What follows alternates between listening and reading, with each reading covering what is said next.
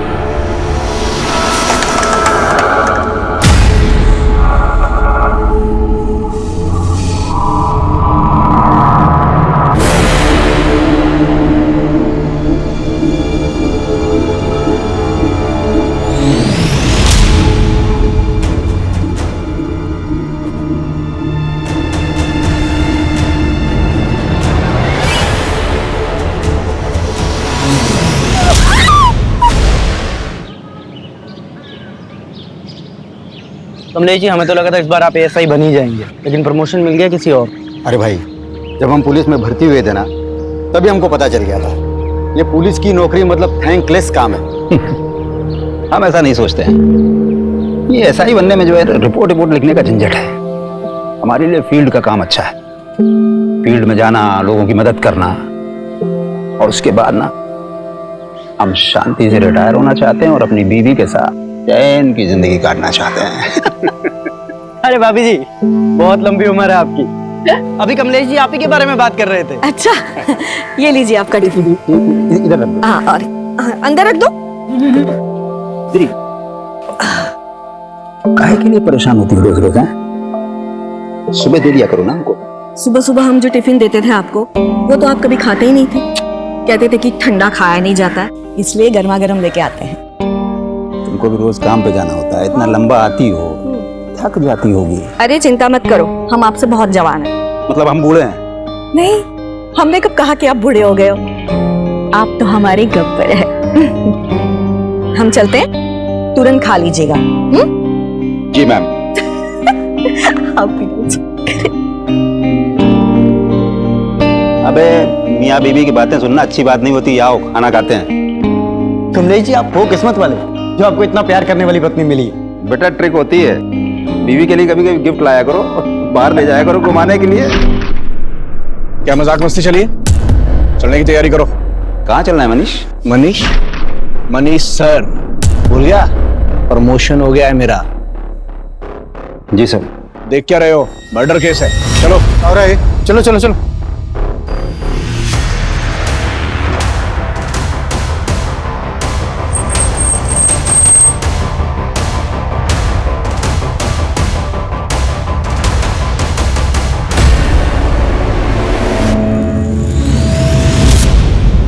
Sir, लड़की पर पत्थर से वार करके मारा गया है। वो तो देख के पता ही चल रहा है। और तुम यहाँ क्या कर रहे हो? इधर उधर देखो, कुछ मिलता है तो जाओ।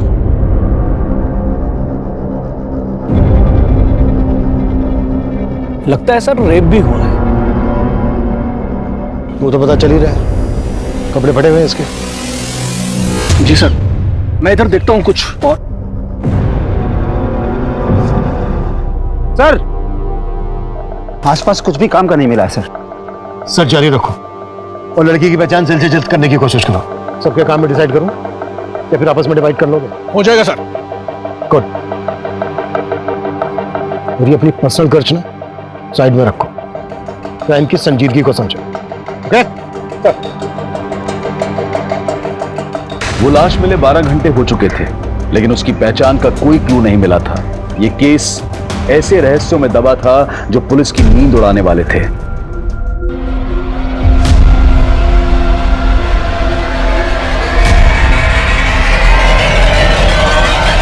Rarest of the rare rape case है सर। इसका न सिर्फ रेप किया गया है बल्कि ब्रूटली टॉर्चर भी किया गया इसको। इसकी लेफ्ट हैंड की ये चारों उंगलियां फ्रैक्चर, गले पर बाइट मार्क्स हैं दोनों तरफ, और वैसे ही बाइट मार्क्स उसके चेस्ट पर भी हैं। शरीर को बुरी तरह से नोचा खरोचा गया है। गैंग रेप है डॉक्टर? नहीं सर, इसके शरीर से सिर्फ एक ही आदमी का डीएनए मिला है। जिस तरह से इसको रेप करके मारा गया है, उससे तो यही लगता है कि किलर बहुत ही विकृत मान सकता है।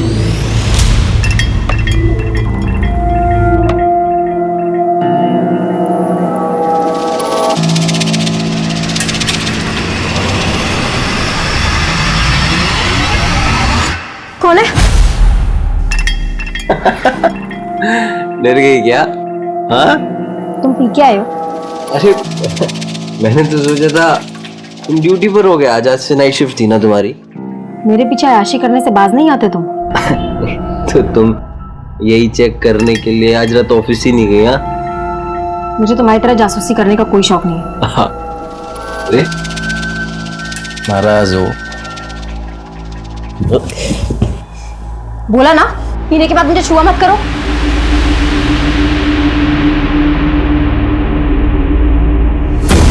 समझती क्या है तू अपने आप को? हाँ अगर इतने नहीं खलते हो तो शादी क्यों की मुझसे? इसीलिए तो पछता रही हूँ। सारी तो अब पछता।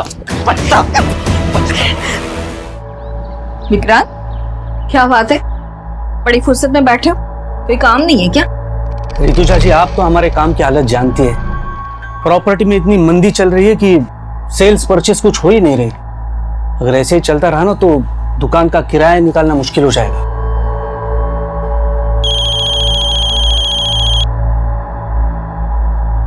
हेलो मैम, आप मेरी हेल्प करने के लिए जल्दी से आ जाइए, वो मुझे परेशान करने फिर से आ गया है। तुम रो मत, मैं आ रही हूँ।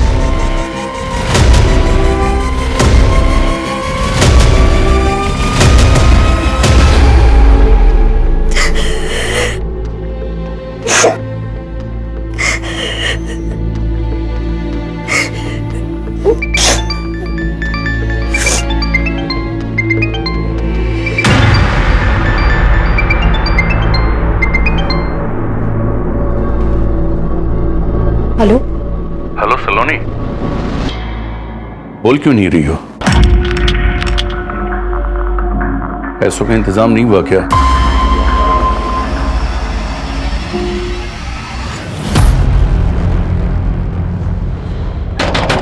दरवाजा खोलो! दरवाजा खोलो! विजेता, हम हैं। ऋतुजा, खोलो।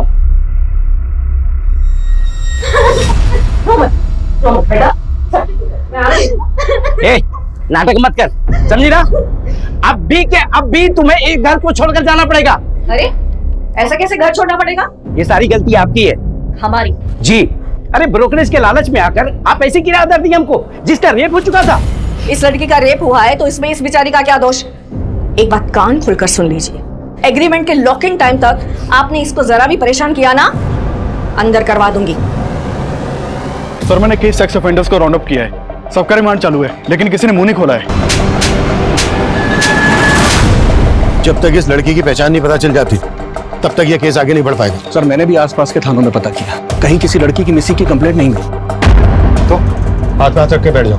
नहीं सर, मैं सर्चिंग चालू है। सर मैंने कमलेश को सुपरवाइज करने के लिए कहा, लेकिन उसने कोई अपडेट ही नहीं दिया।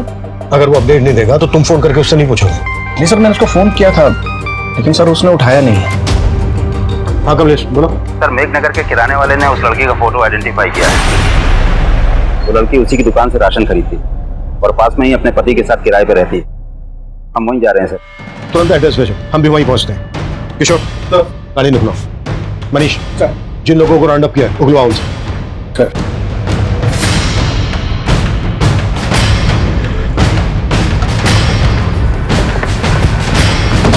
सर सर लड़की का नाम आरती है, अपने पति के साथ किराए पर रहती थी यहीं पर। मकान मालिक बगल में ही रहते हैं, ये सर हरिचरण, आरती के मकान मालिक। ताला खोलो। सर चाबी नहीं है, चाबी मेरे दूसरे घर पे रखी है सर। मैंने लड़के को भेजा है, वो चाबी लेके आता ही होगा। इस लड़की आरती का हस्बैंड कहाँ है? सर अभी तो कुछ पता नहीं, कई दिनों से यहाँ ताला लगा हुआ था। सर साहब आए थे तो मैंने विनोद को फोन भी किया था, लेकिन उसका फोन तो बंद आ रहा है। विनोद ये आरती के हस्बैंड का नाम है? हाँ जी सर। कब से रह रहे थे ये दोनों यहाँ किराए पर? ये तकरीबन 7 महीने हो गए। ये है हमारा सिटिंग एरिया और ये है हमारा घर। पसंद आया तुम्हें?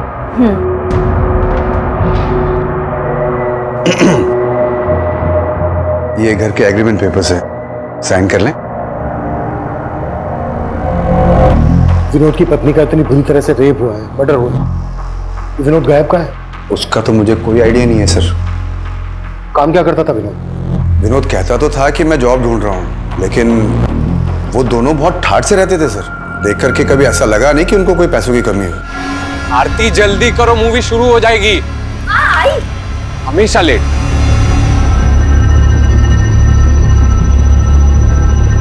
हमेशा कैब से आना जाना, कोई ना कोई फूड डिलीवरी वाला हमेशा गेट पे खड़ा दिखता था। लेकिन सर चौथे पांचवें महीने फिर उन्होंने मेरा किराया नहीं दिया, तो मैंने साफ साफ बोल दिया मेरा मकान खाली कर दो भाई।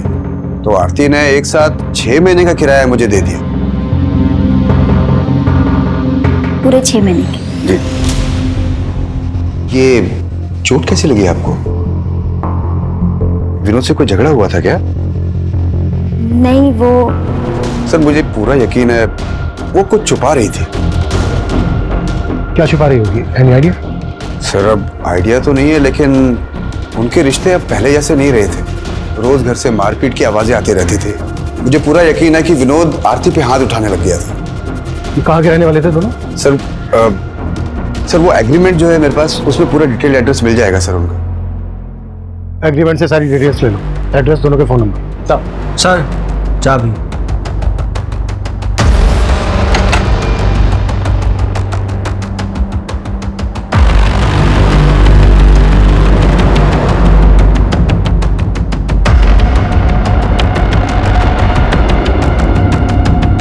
पूरे घर की तलाशी लो, कुछ भी छूटना नहीं चाहिए।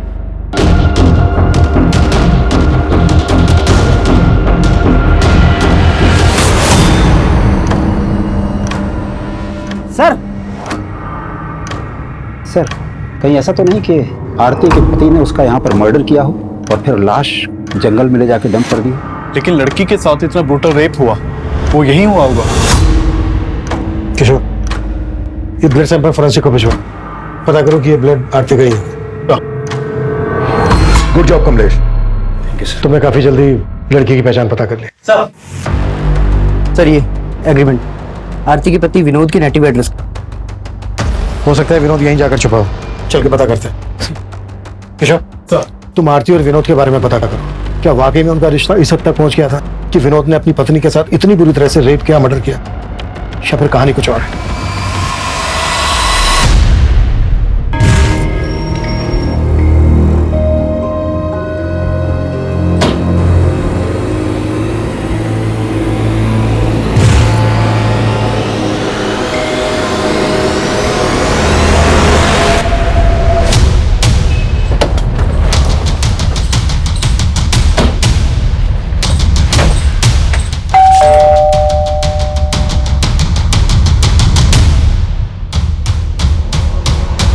विनोद कहाँ है? हाँ विनोद, क्या लगता है तुम्हारा? वो मेरा बेटा है साहब, पर अब वो यहाँ नहीं रहता। लेकिन आप लोग यहाँ किस लिए आए हो? तुम तो ऐसे पूछ रहे हो जैसे तुम्हें कुछ मालूम नहीं है। मेघनगर में विनोद की पत्नी आरती की लाश मिली है हमें, बुरी तरह से रेप हुआ है, उसका मर्डर हुआ है, और विनोद गायब है। कहाँ छिपा है वो? साहब हमको इस बारे में कुछ नहीं मालूम, और हम तो वैसे भी 7 महीने से विनोद से नहीं मिले। असल में विनोद और आरती भाग कर शादी किए थे, और तुम इस शादी के खिलाफ थे। कहीं ऐसा तो नहीं है किसी बात का बदला लिया आरती से? नहीं साहब, मैं बता चुका हूँ आपको कि हम नहीं जानते कि आरती और विनोद कहाँ रहते थे। आरती के घर वाले कहाँ रहते हैं? क्या हमारी बेटी के साथ? किसने किया ये सब हमारी बेटी के साथ? उस विनोद के अलावा कौन होगा पापा? शक तो हमें भी विनोद पर ही है। आप लोगों को सच में नहीं मालूम था कि वो दोनों कहाँ रह रहे थे? क्या फिर आप लोग हमसे कुछ छुपा रहे हैं? हम आपसे क्या छुपाएंगे साहब, हम तो खुद पिछले 7 महीनों से बेटे का शक्ल देखने को तरस गए थे। उसने आरती को इतना बर्ग लाया था कि हमारी बेटी यहाँ से अपनी माँ के सारे गहने, रुपए, पैसे लेके उसके साथ भाग गई थी साहब। अब जब हमारी बेटी से उसका मन भर गया होगा तो उसने उसका ये हाल किया। हमें उस पर पहले से शक था साहब, वो सही आदमी नहीं था, लेकिन आरती नहीं मानी, वो हम सबको छोड़ के चली गई साहब। सर, आरती और विनोद, हम दोनों के घर वालों का भरोसा नहीं कर सकते। ऑनर किलिंग का भी एंगल हो सकता है। उससे लगता नहीं है कि आरती के घर वालों का हाथ होगा। हो सकता है विनोद के घर वाले इसमें इन्वॉल्व हो। फिर भी दोनों फैमिलीज की एक्टिविटीज पे नजर रखो और विनोद के घर वालों के फोन नंबर सर्विलेंस पे डाल दो। शायद विनोद अपने घर वालों से कांटेक्ट करने की कोशिश करें। Yes sir.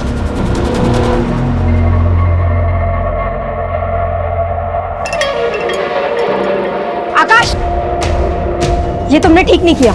मुझसे बिना पूछे मेरी 7 लाख की एफडी तोड़वा दी। अकाउंट हम दोनों के नाम से था, उसमें मेरे भी पैसे थे। तुम्हारे सिर्फ 1.5 लाख रुपए थे। मुझे मेरे पैसे वापस चाहिए। वो पैसे मैंने इन्वेस्ट कर दिए।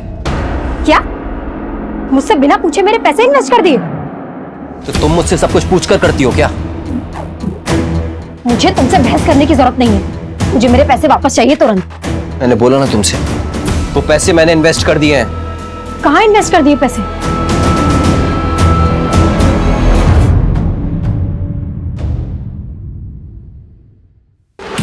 सुनो, तुम जल्दी से छुप जाओ, कहीं भी जल्दी करो, छुप जाओ।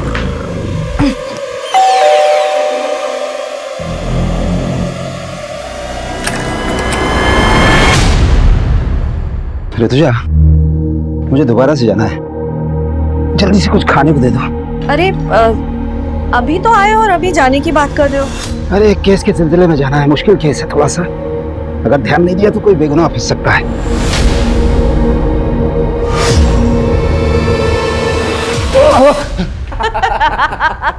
देखा मम्मी, पुलिस वाले भी डरते हैं। आप डर गए ना पापा? लेकिन अचानक हॉस्टल से तू यहाँ पर कैसे आ गया? अरे पूरे 3 महीने बाद आया है और ये मंडे फिर से चला जाएगा। हाँ वो सब तो ठीक है, लेकिन तेरी पढ़ाई ठीक चल रही है ना? पापा आप तो पढ़ाई की बात मत करो ना, हम आप ही का वेट कर रहे थे। बहुत जोरों की भूख लगी है, मम्मी खाना खिलाओ ना। चलो चलो, मुझे भी जाना है।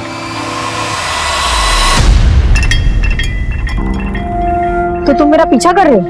सलोनी, तो मेरी बात सुनो सलोनी, मैंने कुछ ज्यादा गुस्से में बात करी। घर चलो आराम से, मैं तुमको एफडी के बारे में सब मुझे बता। तुमसे बात ही नहीं करनी है। अरे मेरी चलो। सर, आरती का फोन 7 सितंबर की रात करीब 10 बजे मेघनगर में बंद हुआ था और वहीं हमें आरती की लाश मिली थी। पोस्टमार्टम रिपोर्ट के मुताबिक कोई 10 बजे के आसपास आरती का मर्डर हुआ था। उस वक्त विनोद का फोन कहाँ एक्टिव था? सर, विनोद का फोन उस वक्त उसके घर वाले एरिया में एक्टिव था। विनोद का फोन 8 सितंबर की रात को बंद हुआ था। 8 सितंबर की रात को, यानी आरती के मर्डर के लगभग 24 घंटे बाद तक विनोद का फोन एक्टिव था। हाँ सर, मैंने आरती और विनोद दोनों के कॉल रिकॉर्ड्स चेक किए, उसमें एक कॉमन नंबर मिला है। किसका नंबर है? सर, वो इस सिकंदर नाम के आदमी का नंबर है। आरती और विनोद दोनों की इससे बातचीत होती थी। सर, सिकंदर ने ही आरती को आखिरी बार कॉल किया था और हत्या वाली रात क्राइम सीन पे इसका नंबर भी एक्टिव था।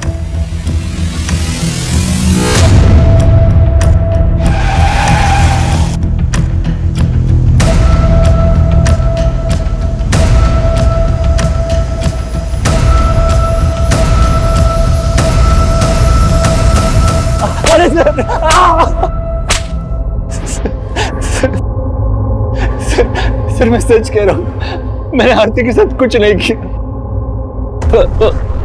जहां आरती का मर्डर हुआ वहां तेरा फोन एक्टिव था। अब ये बोल, विनोद भी तेरे साथ मिला हुआ है? क्या तूने विनोद को गायब किया? सर, मैं विनोद से मिला हुआ नहीं हूं और मैं भला विनोद को क्यों गायब करूंगा? लेकिन सर, जब लास्ट टाइम मुझे विनोद मिला था तो वो आरती को लेकर बहुत परेशान था। विनोद, मैंने आरती को कल रात मेघनगर क्रॉसिंग पर ड्रॉप किया था। मैं खुद हैरान हूँ कि वो अब तक घर क्यों नहीं पहुंची। तो आरती है कहाँ? वो विनोद बहुत डरा हुआ था सर, उसके माथे पर चोट भी लगी थी। कैसे लगी थी चोट? ये तो उसने बताया नहीं, शायद कुछ छुपा रहा था। लेकिन सर, लगता है कि आरती को लेकर कोई झगड़ा हुआ होगा। ये कहानी सुना के भटका रहा है हमें। सर, मैं सच बता रहा हूँ, मैंने कुछ नहीं किया। विनोद और आरती इतने फोन क्यों करते थे तुझे?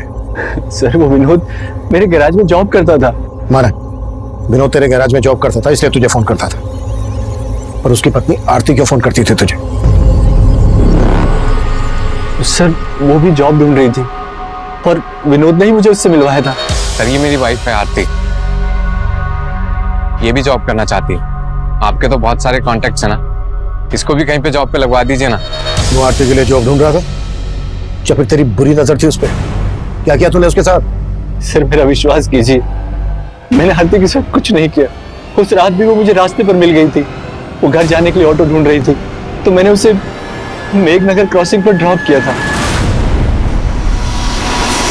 आई एम सो सॉरी आरती, मैं थोड़ा जल्दी में हूँ, मुझे सीधे निकलना है, वरना तुम्हें घर तक छोड़ दूँ। इट्स ओके सर, कोई बात नहीं। बाय।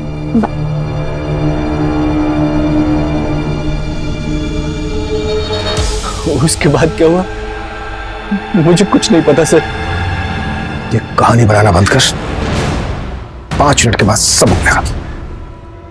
साले सर,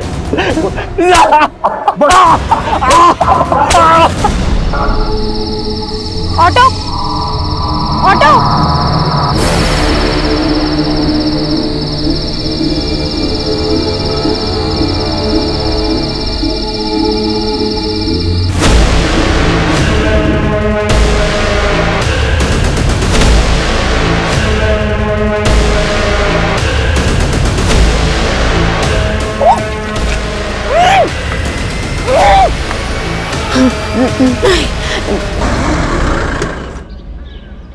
सर सिकंदर को बहुत तोड़ा लेकिन वो कुछ उगला नहीं।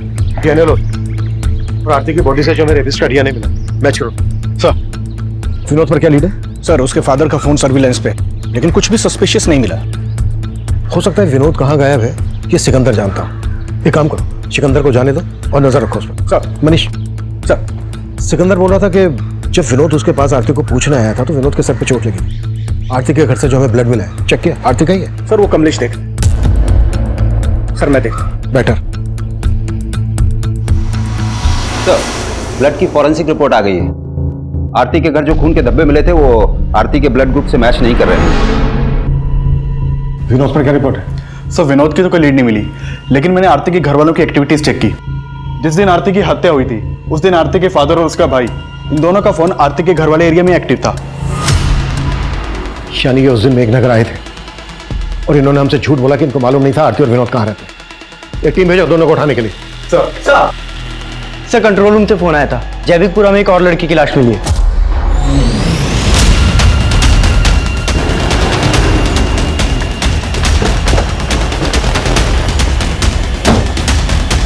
पीछे हो जाओ। सलोनी की लाश को देखते ही पुलिस को लगा था कि शायद सलोनी की हत्या आरती की हत्या की मोडस ऑपरेंडी इस्तेमाल करके की गई है। आरती की तरह सलोनी के साथ भी दुष्कर्म किया गया था और फिर उसे पत्थर से कुचलकर मार दिया गया था। सलोनी का पति आकाश भी शक के घेरे में था और पुलिस सलोनी और आकाश से जुड़ी हर जानकारी जुटा रही थी। वहीं आरती के केस में आरती के पिता और भाई की भूमिका भी संदिग्ध नजर आ रही थी। तुम दोनों ने बोला था कि तुम दोनों को पता नहीं था कि विनोद और आरती कहाँ रहते थे। 7 सितंबर को तुम दोनों मेघनगर में थे जहां आरती रहती थी।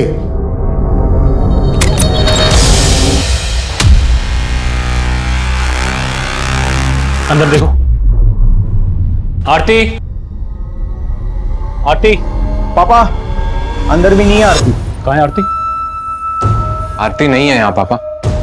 पापा इससे जारी जोड़ेगा, मार के खत्म कर देंगे। मार देंगे। मार।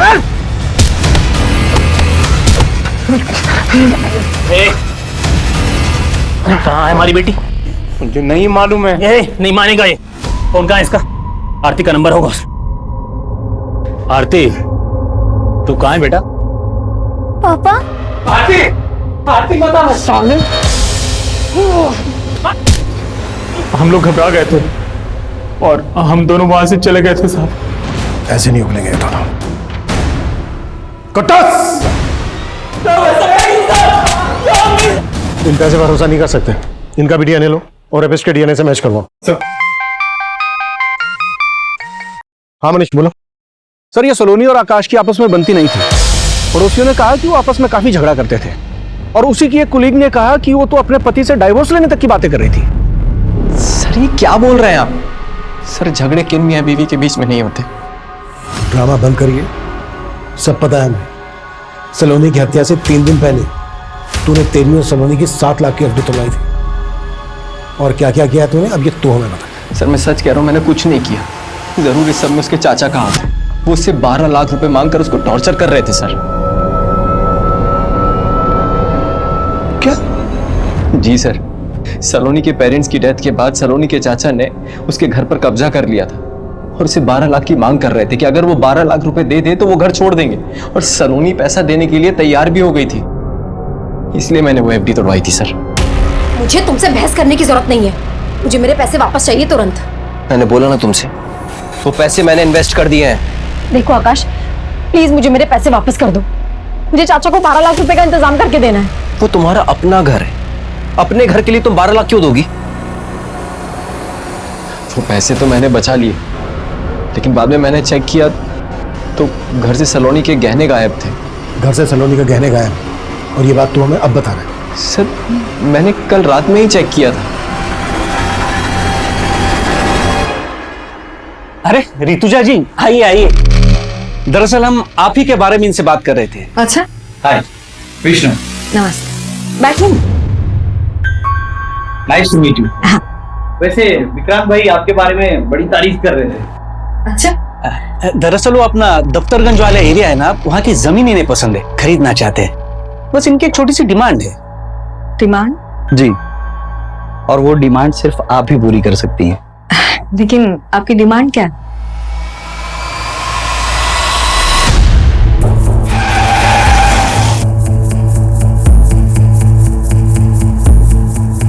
सर, ये सलोनी का पति ना बकवास बातें कर रहा है।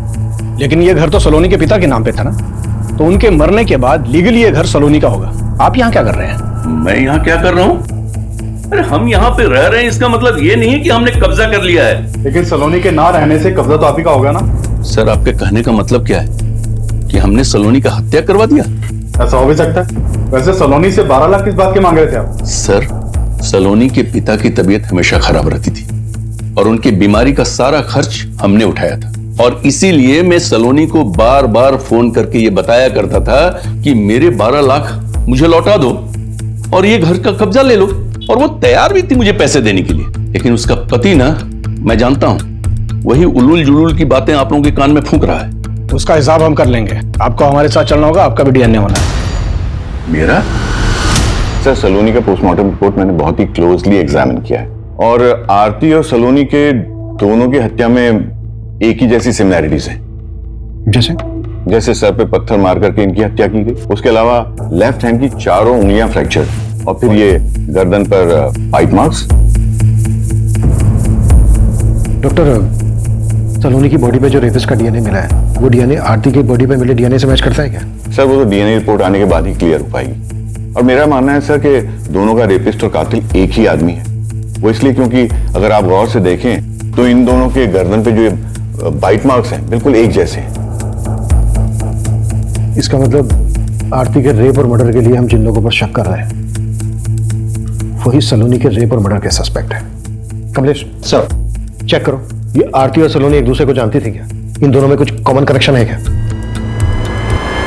काफी कोशिशों के बावजूद पुलिस को सलोनी और आरती के बीच में कोई कॉमन कनेक्शन नहीं मिल रहा था, लेकिन यह साफ लग रहा था कि इन दोनों लड़कियों के साथ दुष्कर्म करने वाला और उनकी हत्या करने वाला आदमी एक ही था। देखते ही देखते इन दोनों केसेस ने पूरे क्षेत्र में हड़कंप मचा दिया। विमेन सेफ्टी को लेकर पुलिस पर सवाल उठने लगे, और इसी दौरान कुछ ऐसा हुआ जिसने पुलिस को फिर से हैरान कर दिया। कमलेश, कहां था तू? ये टाइम है आने का? रो क्यों रहा है? मनीष, क्या हुआ? ऋतुजा का कुछ पता नहीं चल रहा है यार। हमारी पत्नी कल रात से गायब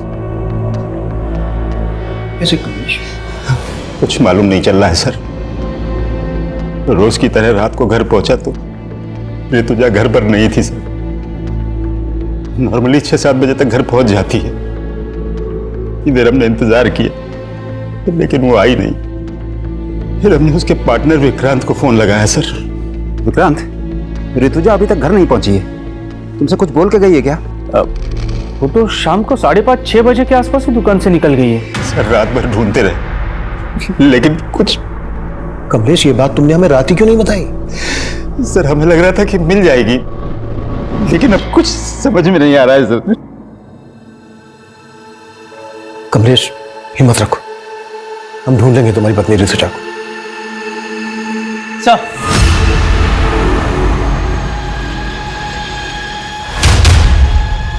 हामिद बोलो। हाँ सर, वो आरती के पति विनोद का फोन कानपुर में ऑन हुआ था। कानपुर पुलिस से कांटेक्ट करो, इसकी अपडेट दो, शायद वहां से हमें कोई लीड मिल जाए। सर,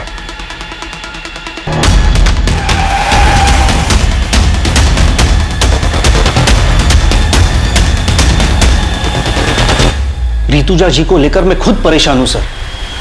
मुझे समझ में नहीं आ रहा कि वो कल रात घर क्यों नहीं गई। कल ऋतुजा जी कितने बजे निकली थी यहाँ से? करीब 5:30 बजे।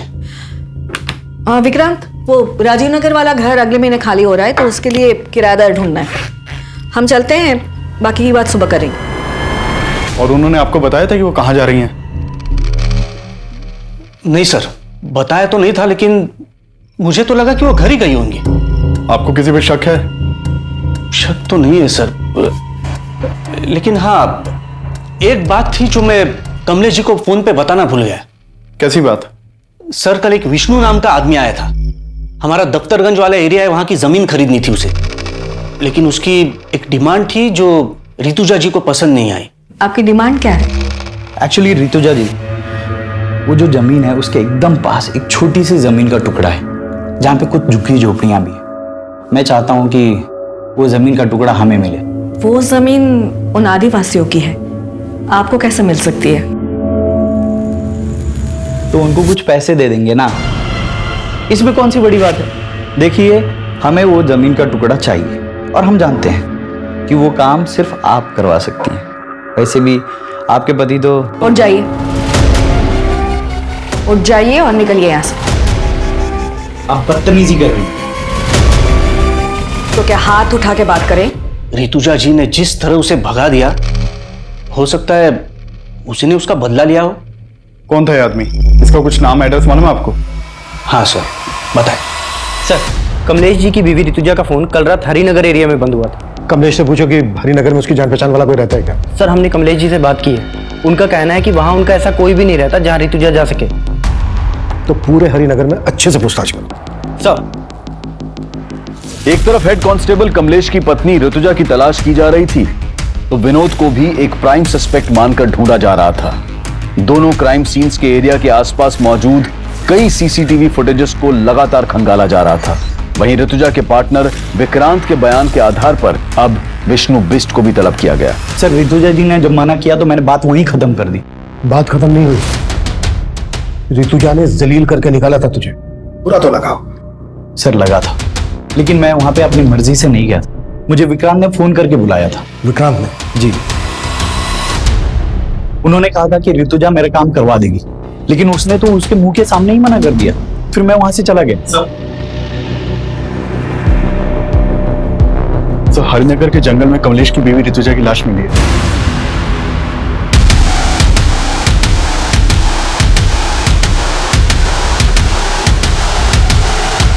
पीछे।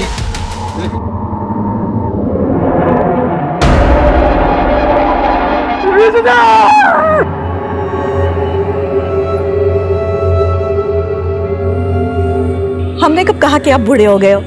आप तो हमारे गब्बर है।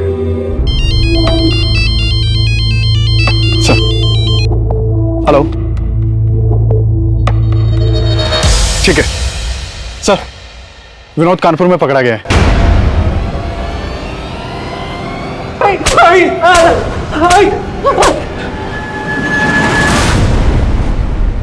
सर, मैं आरती से बहुत प्यार करता था, मैंने कुछ नहीं किया है।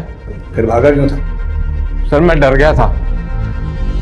उस दिन जब आरती के घर वाले आए तो उन्होंने मुझे बहुत मारा। तब तो वहां से चले गए थे, लेकिन उस रात आरती घर पर नहीं आई और फिर आरती की हत्या की खबर पढ़ के मैं बहुत डर गया था। सर, डर गया था? अगर डर गया था तूने कुछ नहीं किया तो डरने की क्या जरूरत है? सर, मुझसे गलती हो, पैसों की तंगी में मैंने आरती की लाइफ बर्बाद कर दी। पैसे की तंगी? तो कहना क्या चाहता है? सर, मैं चाहता था कि आरती की जॉब लग जाए, लेकिन सिक्का ने मुझसे कहा कि अगर मैं आरती को उसके साथ। वो तुम्हें समझ में आ रहा है? तुम क्या बोल रहे हो? आरती, समझने की कोशिश करो। 3 महीने से किराया नहीं दिया है, कुछ नहीं बचा है हमारे पास। और आरती, अगर तुम नहीं मानी ना तो मकान मालिक हमें घर से बाहर निकाल देगा। तुम ये कहना चाहते हो कि मैं चंद पैसों? आरती, चंद पैसे नहीं है, जरूरत है हमारी अभी। तो क्या करें, घर चले जाएं? एक्सेप्ट करेंगे वो? मार डालेंगे आरती हमें। आरती, जब तक मुझे कुछ अच्छा काम नहीं मिलता तब तक कर लेते हैं ना।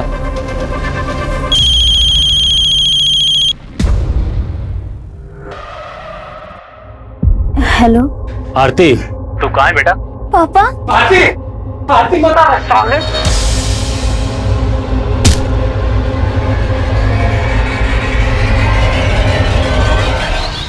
तो जब मुझे पता चला कि आरती के साथ इतना सब कुछ हुआ है तो मेरा शक सीधा सिकंदर पर ही गया।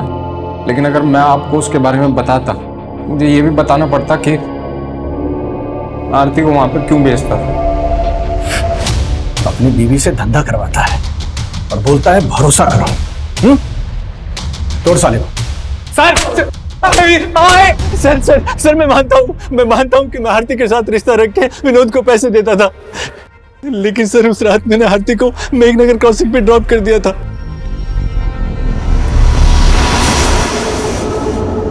उसके बाद आरती के साथ क्या हुआ मुझे सच में कुछ नहीं मालूम सर। आरती के अलावा और किन किन लड़कियों के साथ रिश्ता है तुम्हारा?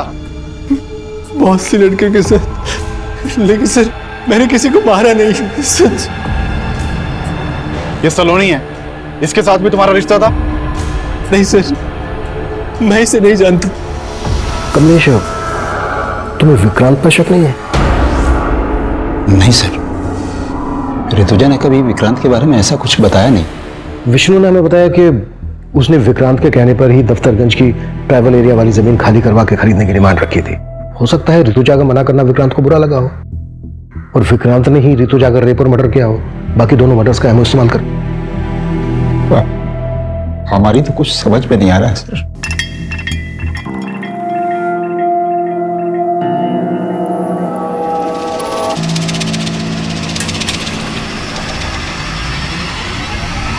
सर मैंने दोनों क्राइम सीन के आसपास की सीसीटीवी फुटेज चेक की, उसमें एक कॉमन आदमी नजर आया है। ये देखिए सर, ये आदमी मेघनगर में आरती के पीछे जाता हुआ दिख रहा है और जैविकपुरा में सलोनी के पीछे है। कौन ये आदमी?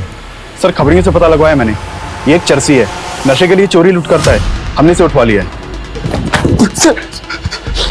सर मैंने किसी को नहीं मारा सर। सर मामूली सा चोर हूं सर, रेप नहीं किया सर मैंने।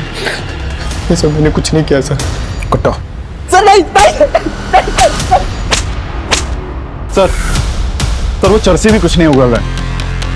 उसका वीडियो ले लो और ऋतुजा के मर्डर के दौरान कमलेश की एक एक एक्टिविटीज चेक करो। सर किशोर, तीनों विक्टिम्स का कातिल अभी तक पकड़ा नहीं गया है। वो जल्द से जल्द हमारी गिरफ्त में होना चाहिए, इससे पहले कि वो किसी और को अपना शिकार बनाए।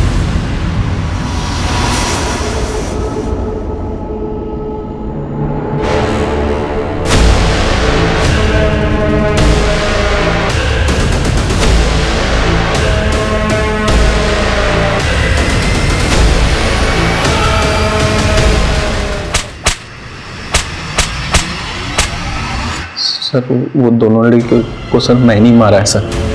लेकिन तीसरा मर्डर मैंने नहीं किया सर। सर नशा करने के बाद मुझे पता नहीं चलता है सर मैं क्या कर रहा हूँ क्या नहीं कर रहा। कुत्ता साले। नहीं सर, सर आप कहना क्या चाहते हैं? हमने वो मर्डर? हाँ यही कह रहा हूं मैं, वो मर्डर तुम ही ने किया। सर ऋतुजा हमारी बीवी थी, आप जैसा सोच रहे हैं वो गलत है। पिछले 25 सालों से पुलिस की नौकरी कर रहे हैं, आज तक वर्दी पर दाग नहीं आने दिया है। कमलेश, ये किताबी बातें बंद करो। तो आप भी फैक्ट रखिए ना सर।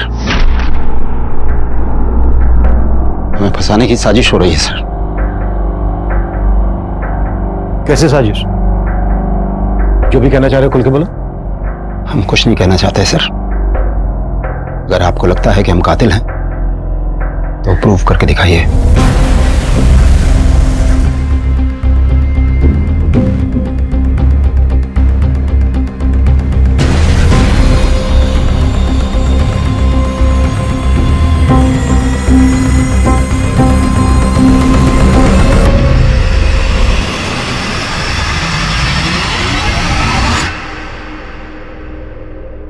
हेलो डॉक्टर, ऋतुजा की पोस्टमार्टम रिपोर्ट का क्या स्टेटस है? Are you sure doctor?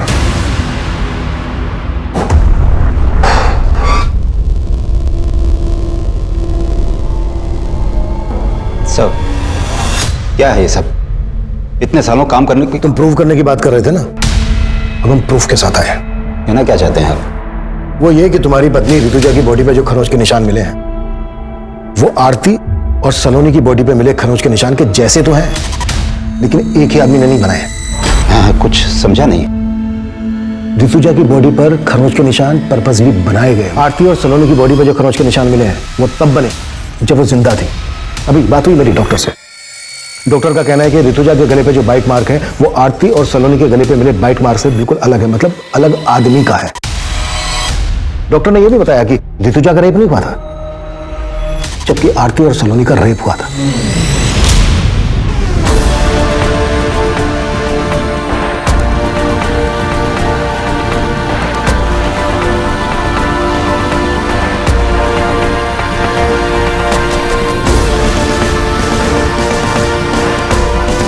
आरती और सलोनी के केस का एमओ ऋतुजा के मर्डर करने के लिए इस्तेमाल किया गया है। अब सवाल यह बनता है कि आरती और सलोनी के केस के एमओ की बारीकी हमारी टीम और पोस्टमार्टम डॉक्टर के अलावा किसी और को तो मालूम नहीं थी। हमने ना ही किसी अखबार में दिया, ना ही सोशल साइट पर। यह एमओ कुछ ज्यादा ही परफेक्टली इस्तेमाल किया गया, इसलिए हमें तुम पर शक हुआ। और हमने जब तुम्हारे घर पे नजर रखी तो हमें कलसी नाम की लड़की के बारे में पता चला। रिश्तेदार है ना तुम्हारी। हमने कलसी और तुम्हारे बेटे सरंत दोनों को उठवा लिया। सर, हम और सारंत एक दूसरे को बचपन से जानते हैं। हम अपनी सारी प्रॉब्लम्स हमेशा सारंत के साथ ही शेयर करते थे और हमें पता ही नहीं चला कि हम कब एक दूसरे के करीब आ गए।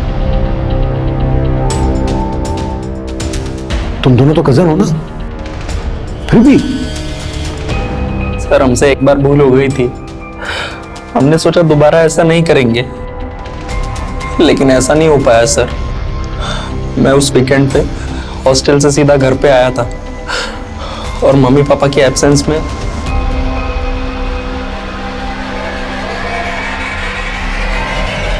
सारंत, बेशरम, शर्म नहीं आई तुझे? हाँ, कजिन हो तुम उसकी, बड़ी बहन हो।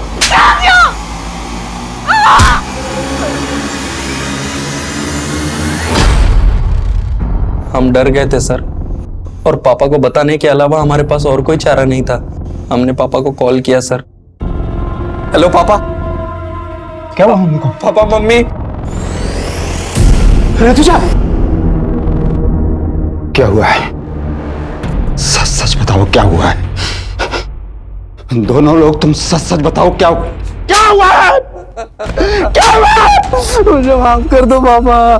सर, हम अपने बेटे को बचाना नहीं चाहते थे, लेकिन उसको गिड़गिड़ाते देख हमारा मन पसीज गया। सोचा कि ऋतुजा को तो खो ही चुका हूं, और अब बेटे। हम मानते हैं कि हम अपने फर्ज से डगमगा गए थे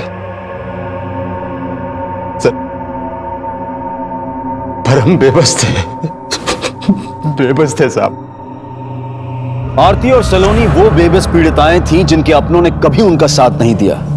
लेकिन कमलेश जिस बेबसी से लड़ रहा था, उस बेबसी में शायद कोई भी अपने फर्ज से डगमगा सकता था। लेकिन ऐसी स्थिति में जब सही और गलत का तराजू हमें ऐसे असमंजस में डाल रहा हो, तो हमारे फैसले का पलड़ा सच और सही की तरफ झुकना चाहिए। क्योंकि झूठ और गलत को जितना भी छिपाने की कोशिश की जाए, वो एक ना एक दिन सामने आ ही जाएगा। देखते हैं हमारे आज के एपिसोड की दूसरी कहानी। देश को आजाद हुए 73 साल हो गए, लेकिन फिर भी रोज सुबह अखबारों में महिलाओं से जुड़े अपराध की डरावनी और चौंकाने वाली खबरें पढ़ने को मिलती हैं। लड़कियां अपने हक, अपनी आजादी की लड़ाई देश की आजादी के बाद भी लड़ रही हैं। जैसे जंगल में अपने शिकार को दबोचने के लिए जंगली जानवर उसके पीछे भागते हैं, कुछ वैसा ही दृश्य था यहाँ। आखिर कौन थी ये लड़की और कौन थे वो लोग, और क्यों उन्होंने इस लड़की को इतनी बेरहम मौत दी? इसके पीछे का सच और हमारे समाज की मानसिकता को समझने के लिए हमें 2 साल पीछे जाना होगा। ये कहानी है 2 बहनों की, प्रिया और चित्रा।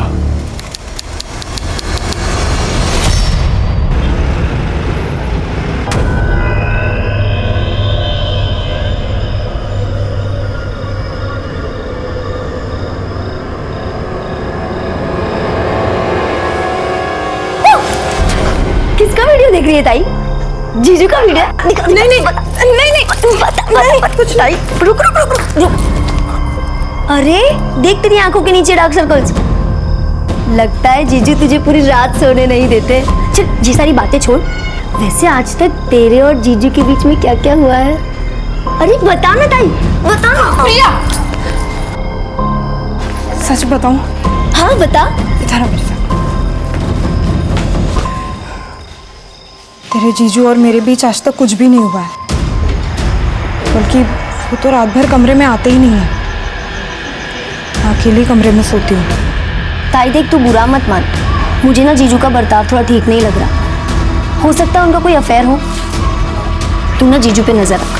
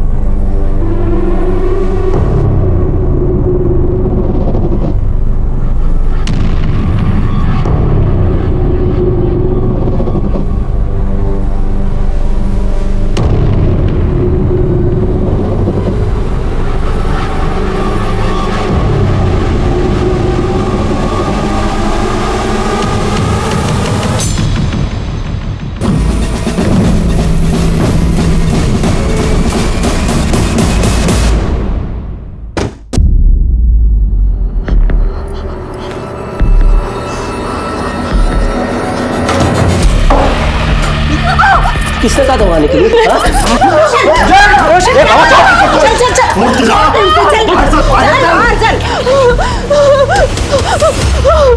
शांत हो शांत हो आता सांग काय झालंय क्यों मार रहा था बहू को बाबा तुम्ही मध्ये पड़ू नका ये हमारे पति पत्नी के बीच की बात है रोशन मैंने कहा था ना आपसे उस लड़की में जरूर कुछ खोट है जब चाहो मंदिर में बैठी रहती है बड़बड़ाती रहती है उसके आस पड़ोस के लोग भी उसके बारे में अच्छी बातें नहीं करते हैं उसको कैसे आपने पसंद किया दे मत जाने बाबा रुक्मिणी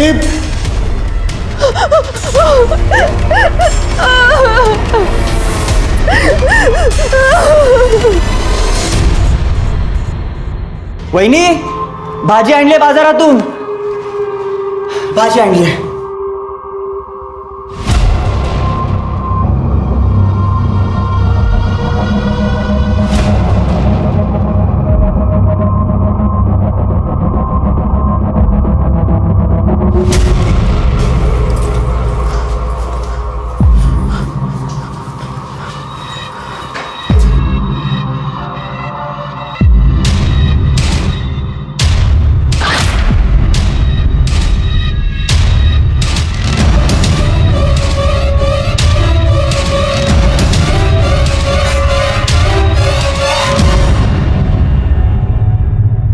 तुला काय वाटलं तू यहाँ कुछ भी करेगी और हम देखते रहेंगे सच सच बता क्या कर रही थी वरना पूरे गांव को बता दूंगी मैं हमारे यहाँ चुड़ैल को जला देते हैं ठीक है जला दीजिए मुझे आपको क्या लगता है अगर आप पूरे गांव को बता देंगी तो मैं नहीं बता सकती कि आपका बेटा रात को उस कमरे में क्या करता है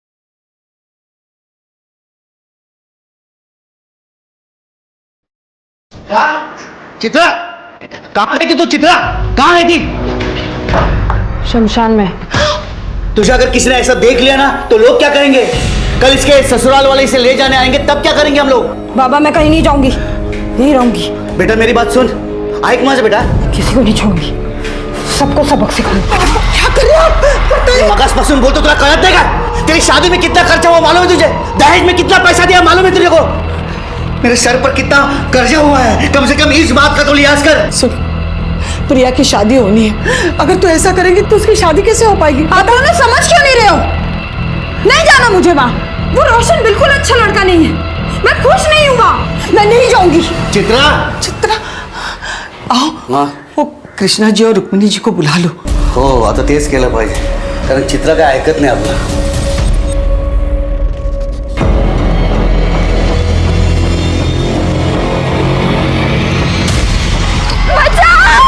अबे रुक पकड़ उसे रुक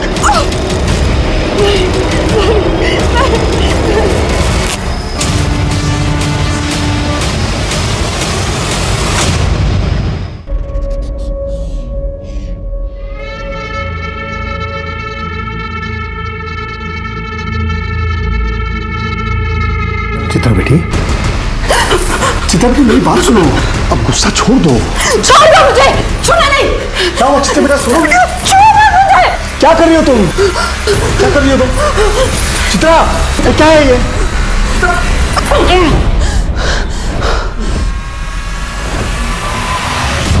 भाऊ हमने चित्रा को समझाने की लाख कोशिश की लेकिन वो हमारी बात सुन ही नहीं रही है वो आपके घर आने के लिए राजी नहीं है काय कर ऐसा था मैं सब समझती हूँ ये सब मिले हुए हैं मिली भगत है इनकी ताकि समाज में हमारे खानदान की नाक कट जाए लोग तो बोलेंगे ना देखो देखो इनकी बहू भाग गई इनके बेटे में ही खोट है नहीं नहीं चाहिए ऐसी कोई बात नहीं है हाँ हाँ अगर ऐसा कुछ नहीं है तो गांव के सामने बता दो चित्रा तंत्र विद्या करती है नहीं नहीं चाहिए वो कुछ तंत्र विद्या वगैरह करती नहीं है वो पूजा करती है कुछ गलत काम नहीं करती और अब वो वापस जाने के लिए तैयार नहीं है लड़की वापस नहीं जाएगी तो बदनामी तो होगी ना भाऊ बदनामी का क्या वो तो पहले ही हो चुकी है एक और बेटी है तिशा लगना सका है कौन करेगा उसके साथ शादी एक रास्ता है दिनकर तुम अपनी छोटी बेटी का ब्याह इनके बेटे रोशन से कर दो लेकिन अरे लेकिन क्या समझता हूँ शादी में कोई दहेज नहीं देना पड़ेगा हाँ और जो शादी में जो खर्चा लगेगा दोनों दिन बांट लेना क्यों सही बात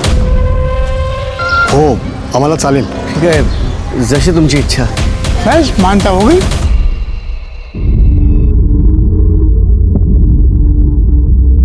प्रिया, तू सच में रोशन से शादी करने जा रही है? प्रिया मेरी बात सुन, रोशन अच्छा लड़का नहीं है, तू वहां खुश नहीं रहेगी. वो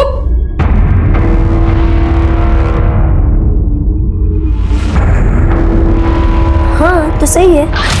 प्रिया, तूने उसकी बात नहीं सुनी ना तो वो तुझे मारेगा, गाली देगा. ताई, मैंने तय कर लिया है कि मैं रोशन से ही शादी करूँ.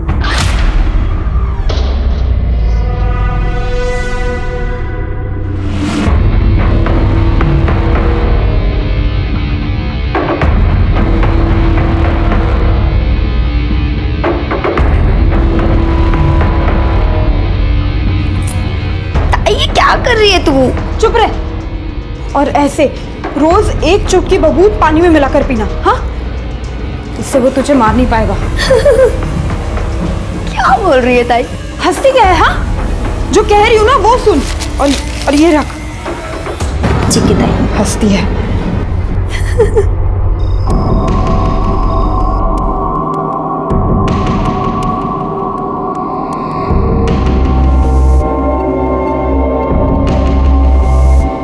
तुम्हारी बहन ने तुम्हें मेरे बारे में तो सब कुछ बता ही दिया होगा, और अगर नहीं बताया तो सुन लो. रात को जब तुम इस कमरे में सोने आओगी तो उसके बाद तुम इस कमरे से बाहर नहीं निकलोगी. सुबह तक तुम कुछ देखोगी या तुम कुछ सुनोगी, और अगर ये सब कुछ तुम ठीक तरीके से करती हो तो तुम्हें कोई परेशानी नहीं होगी. ये वादा है मेरा.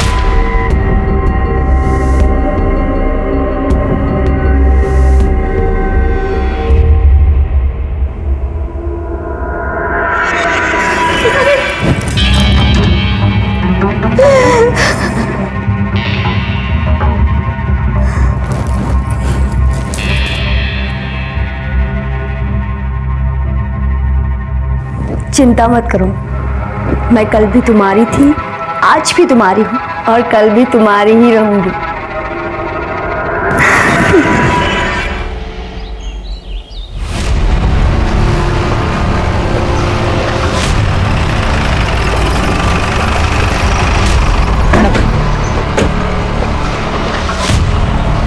हटिए आप लोग, चलिए हटिए, चलिए चलिए दूर चलिए, चलिए साइड होइए, सबको पीछे करो. 23-24 साल की लगती है मैडम. बॉडी को आधा जलाया गया है, हो सकता है कि रेप भी किया गया. फिर इसे पूरी तरह से क्यों नहीं जलाया, या फिर आइडेंटिटी छुपाने की कोशिश की है? किसी ने कुछ देखा है? नहीं मैडम.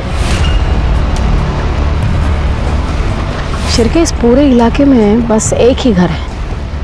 किसका घर है ये? मेरा घर है मैडम, मैंने आपको फोन करके बुलाया. अच्छा, क्या देखा आपने? सुबह उठकर मैं इधर से जा रहा था, तभी मैंने लाश देखी. सुबह देर रात कुछ गड़बड़ फील हुई आपको? हाँ मैडम, कल रात को मैं पेशाब के लिए बाहर आया था, तभी मैंने गोली चलने की आवाज सुनी. मुझे लगा विद्रोही आ गए, इसके लिए मैं डर के अंदर भागा. मतलब ये विद्रोहियों का काम है? नहीं, मुझे नहीं लगता है विद्रोहियों का काम है. अगर विद्रोही इस लड़की के साथ कुछ गलत करते तो इस तरह से बॉडी आधी जलाकर नहीं छोड़ देते. इसकी आइडेंटिटी छुपाने की कोशिश नहीं करते. ये किसी और का काम है. एक काम करो, आसपास सगर चेक करा, फॉरेंसिक टीम को बुलाओ और बॉडी पोस्टमार्टम के लिए भेजो. ठीक है मैम.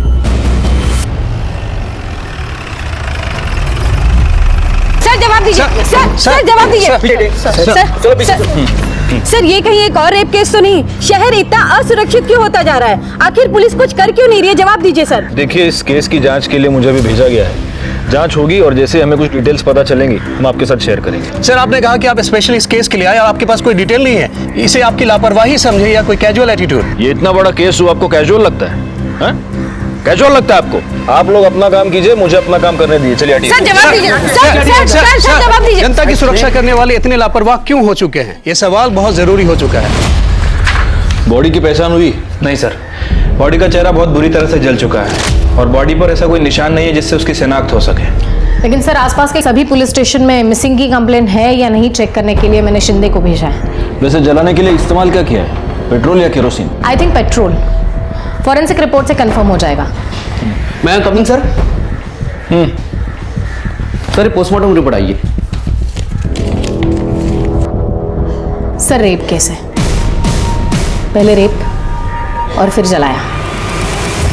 विक्टिम की डेड बॉडी जली हुई पाई गई थी। मीडिया ने गैंग रेप का अंदाजा लगाया और इसका नतीजा यह हुआ कि यह केस देश भर के लोगों की निगाहों में आ गया और दिसंबर 2019 का ब्लैक हेडलाइन केस बन गया। जब तक इन दरिंदों को फांसी नहीं होती ना, तब तक कुछ नहीं बदलेगा। औरतें हैं ना, शहर में हो या गांव में, कहीं भी सुरक्षित नहीं है। खरच चिंता की बात तो है, लेकिन ये लड़की अपने गांव की तो नहीं है ना? नाही रे, अरे कशाला एवढा त्रास करून घेता? यहाँ सब कुशल मंगल है। गणपति बाप्पाचा आशीर्वाद आहे ना आपल्या पाठीशी। हमारी बहू बेटियों के साथ ऐसा अनर्थ नहीं होगा। पण जे झालंय ना ते भयानक झालंय। खून खोलता है ऐसी हैवानियत देखकर। लेकिन दादा, तू तो मिलिट्री में था ना, तेरी बेटियों के साथ अगर ऐसा हुआ था तो तू तो सीधा गोली मार देता ना, हो कि नहीं? ये पोस्टमार्टम रिपोर्ट मीडिया को लीक किसने की? विक्टिम का रेप करके उसे जलाया गया है, ये बात मीडिया को कैसे पता चली? आपको पता है हमारी एक गलती की वजह से मर्डरर हमारे रडार से हमेशा हमेशा के लिए दूर निकल जाएगा। काय शिर्के, बोला। सर हमारी तरफ से इंफॉर्मेशन लीक होना इम्पॉसिबल है सर। तो फिर कैसे पता चला मीडिया को? मैं कभी सर? हाँ काय? सर पीएम रिपोर्ट डॉक्टर ने लिखी है, सभी चैनल पर उसी का ही इंटरव्यू चल रहा है। लाओ सर। जी बिल्कुल, एक लड़की के साथ सामूहिक बलात्कार हुआ है। 4 से 5 लड़के हो सकते हैं। फिर उस लड़की को अधमरी हालत में जलाया गया है। झूठ बोल रहा है ये डॉक्टर।